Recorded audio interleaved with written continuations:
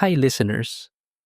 Bago tayo magsimula, may isa lang kaming munting pabor na hinihiling. Kung maaari, sana ay huwag ninyong skip ang mga ads. Malaking tulong po yun sa amin dahil doon nanggagaling ang suporta para makagawa pa kami ng mas marami at mas dekalidad na kwento para sa inyong lahat. Ang bawat segundo na pinapanood ninyo ay malaking ambag na sa paglago ng channel na ito. Maraming salamat sa inyong walang sawang suporta at pagtitiwala. Don't forget to like this video, subscribe to our channel, and hit the notification bell so you never miss any of our future uploads. Your support means the world to us and helps us create more amazing stories for everyone. Ngayon, humanap na kayo ng komportabling pwesto. Kung nasa bahay kayo, maupo o humiga ng maayos.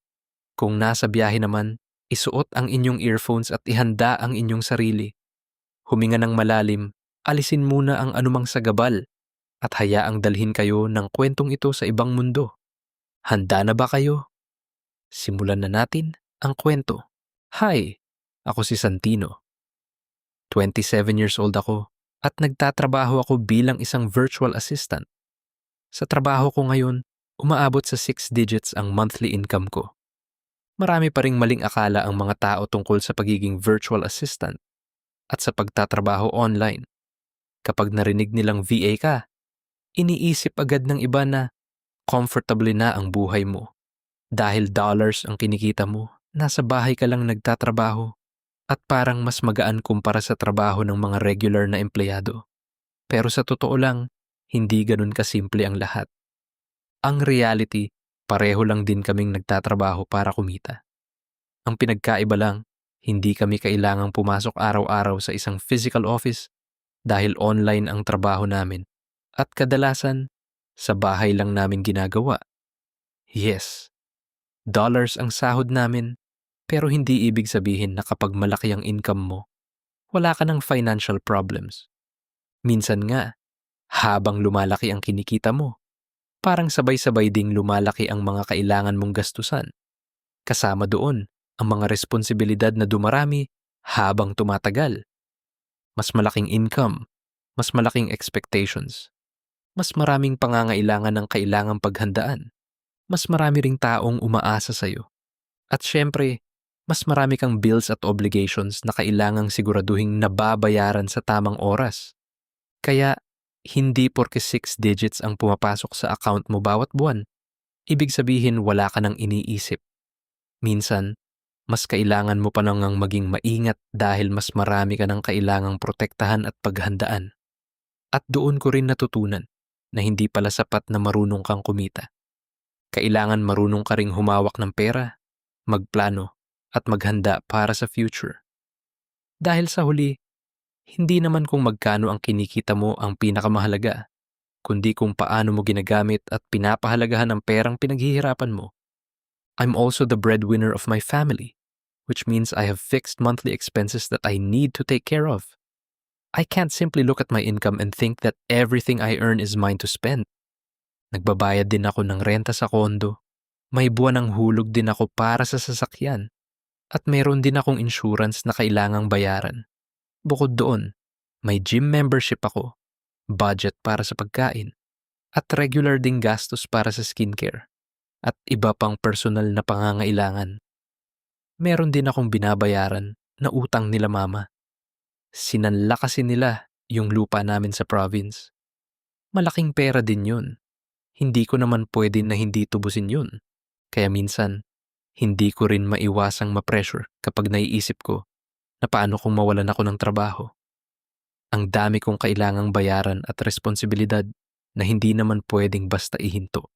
Kaya ginagawa ko talaga ang lahat para makapag-ipon at makapaghanda para sa mga panahong baka wala akong regular na income. Kasi natutunan ko na hindi naman palaging tuloy-tuloy ang blessings. May mga panahong umaangat ka, pero may mga pagkakataon din na kailangan mong humarap sa uncertainty. Kaya habang may pagkakataon akong kumita, sinisikap ko nga maghanda para sa mga araw na baka hindi ganoon kadali ang lahat. Kakatapos lang pala ng work ko for today.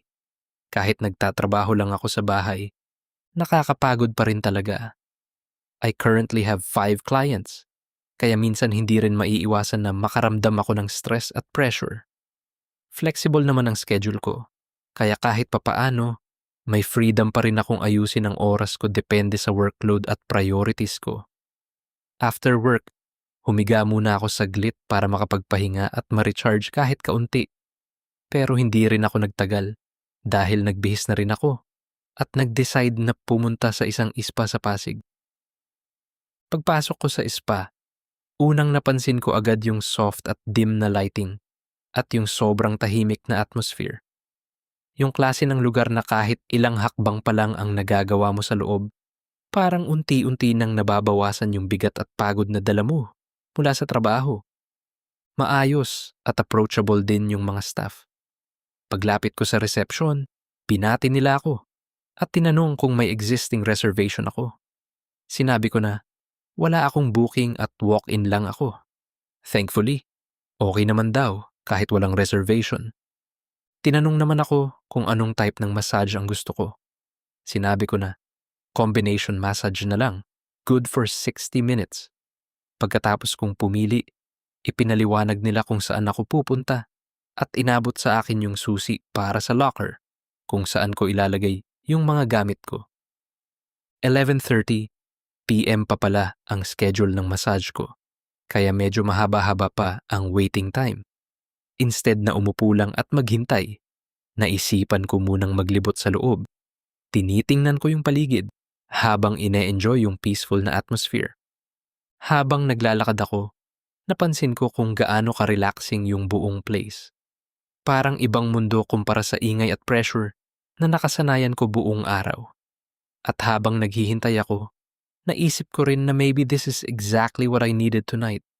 Not another task to finish, but a little time where I don't have to think about work, clients, bills, or responsibilities. Umakyat muna ako sa second floor at doon ako naupo sa lounge area habang hinihintay ang schedule ng massage ko. Akala ko nung una, tahimik lang at konti ang tao dahil weekday, pero nagulat ako nang makita kong medyo busy pala. May ilang customers na nakaupo rin at naghihintay, habang yung iba naman ay mukhang katatapos lang ng kanilang treatments. Kahit ordinaryong weekday, marami pa ring tao sa loob ng spa. Habang nakaupo ako, pinagmamasdan ko lang yung paligid at hinayaan kong lumipas yung oras. Wala muna akong kailangang habulin o isipin. At honestly, ang sarap pala sa feeling na kahit sandali, pwede kang umupo lang at magpahinga ng walang pressure. Habang nakaupo lang ako sa lounge area at tahimik na nagpapahinga, may biglang lumapit sa akin. Hindi ko nga napansin kung saan siya nanggaling. Basta isang sandali, mag-isa lang ako. Tapos bigla na lang siyang nasa tabi ko. Umupo siya sa vacant seat malapit sa akin. Nung una, hindi ko siya masyadong pinansin dahil iniisip ko lang naman na isa rin siyang customer na naghihintay ng schedule niya. Pero nang mapalingon ako sa kanya, doon ko siya unang napansin ng maayos. Pagkatingin ko sa kanya, bigla siyang ngumiti sa akin tapos nagsalita. "By the way, I'm Joseph. Mag-isa mo lang?" Tanong niya, tapos nagpakilala na rin siya. "I'm Satino." "Oo, mag-isa ko lang. Ikaw ba?" Tanong ko din tapos nagpakilala na rin ako. "Yep, I'm just alone also." "Nagre-relax lang," sagot niya. Mukha naman siyang approachable at madaling pakisamahan. Hindi siya yung klase ng taong pilit na naghahanap ng mapag-uusapan para lang magkaroon ng conversation. Natural lang sa kanya ang makipagkwentuhan, kaya hindi rin nakakailang yung presence niya. Habang nagpapatuloy yung usapan namin, napansin ko na parang unti-unti na rin akong nagiging relaxed sa tabi niya. Pero habang tumatagal, mas nagiging comfortable ako at mas madali na rin para sa akin na makisabay sa kwento niya. "Tara, mag-sauna muna tayo. Matagal pa naman schedule natin sa masahe," sabi niya. Tiningnan ko siya saglit. Nakipagtitigan siya sa akin. Parang nag-uusap na kami kung anong gagawin. "Sige," sagot ko. Naglakad kami papunta sa sauna. Pagpasok namin sa sauna, napansin agad namin na walang ibang tao. Kaming dalawa lang ang nasa loob. Tahimik ang paligid at tanging init ng sauna at mahinang tunog ng ventilation ang maririnig. Umupo kami sa pinakadulo ni Joseph. Tahimik lang kami nung una. Normal lang. Tapos napansin ko na dahan-dahan niyang hinahaplos ang legs ko. Naramdaman kong tumayo ang tarob ko at tumigas, tapos biglang nagsalita si Joseph. "Palagi ka ba nagpupunta sa spa?" Tanong niya. "Hindi naman. Kapag masakit lang ang katawan ko." "Ikaw ba?" Sagot ko. "Same. Kapag gusto ko lang din mag-relax." Sabi niya. "Madalas ka ba sa spa na ito?" Tanong ko. "Second time ko pa lang dito. Usually, iba-iba yung mga spa na pinupuntahan ko para naman matry ko yung iba't ibang vibe at ambience." Sagot niya. "Ano yung pinakamaganda na spa na napuntahan mo na?" Tanong ko. "I think, yung spa malapit sa show." "Okay dun. Try mo pumunta minsan." Sabi niya. Sandali kaming natahimik, pero tuloy pa rin siya sa paghaplos ng legs ko. "Nakikipag-trip ka ba?" Tanong niya sa akin. "Depende, kung type ko." Sagot ko. "Papasa ba ako sa'yo?" Tanong niya habang patuloy pa rin siya sa paghaplos sa legs ko. "Oo naman, ang pogi mo kaya." Sagot ko. "Game ka ba?" Tanong niya. "Pwede naman, pero baka may boyfriend ka ah." Natatawang sabi ko. "Wala, I'm single and ready to mingle." Sagot niya habang natatawa. Last time kasi, may na-encounter akong guy. Hindi ko alam na may boyfriend pala siyang kasama. Bigla na lang akong inaway nung boyfriend niya at sinabihan na nilalandi ko raw yung partner niya. E di ayun, napasok tuloy ako sa gulo na wala naman akong kaalam-alam. Natatawa kong kwento. Yun lang, pero wala talaga akong sabit. Single ako. I'm actually looking for a partner, pero kapag naiisip ko na magkaroon ulit ng relationship, minsan napapaisip ako na huwag na lang. Baka mas okay na maging single na lang ako. Or maybe, hindi ko pa lang talaga nahanap yung taong kayang magpabago ng isip ko. Yung tipong mapapaisip ako na, okay siya na. Gusto kong subukan para sa kanya. Sagot niya, same tayo. Sagot ko na medyo natatawa. Tapos bigla ulit kaming natahimik. Tapos hinaplos ulit niya yung legs ko. Hindi na rin naman bago sa akin yung ganitong klaseng eksena. Ilang spa na rin ang napuntahan ko before. Kaya hindi na rin ako masyadong surprised sa mga taong nag-aaya ng trip. Minsan ako yung nag-aaya kapag trip ko yung tao or kapag sobrang erbag ako. Habang patuloy yung paghaplos niya, ramdam na ramdam ko na matigas na ang private part ko. Parang nagiinit ang naang katawan ko. Tapos nagsalita siya. "Nagpapahalik ka ba?" Tanong niya sa akin. "Oo." Sagot ko. "Pwede ba kitang halikan?" Tanong niya. "Pwede." Sagot ko. Dahan-dahan niyang hinawakan ang muka ko at marahang nilapat ang kanyang labi sa labi ko. Pagkatapos niya akong halikan, luhuhod siya sa harap ko at dahan-dahan na sino. Nabitin ba kayo sa kwento ni Santino at Joseph? No worries, meron tayong part 2.